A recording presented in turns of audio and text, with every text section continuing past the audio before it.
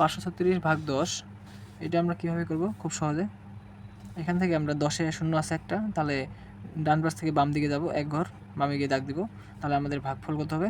এখানে আমাদের ভাগফল হলো 53, ভাগশেষ কত? ভাগশেষ হলো 6। 5 নম্বর অঙ্কটা দেওয়া আছে 5, 7, 5, 6, 0 ভাগ 100। 100 দিয়ে আমরা যখন এটাকে ভাগ করব তখন আমরা কী করব? 100 দিয়ে শূন্য আছে একটা, দুইটা, তাহলে আমরা এখান থেকে বাম দিকে যাব, এক ঘর দুই ঘর, মানে দুইটা অঙ্কের পরে দাগ দেব, তাহলে আমাদের ভাগফল কত হবে? ভাগফল হচ্ছে 575, আর ভাগশেষ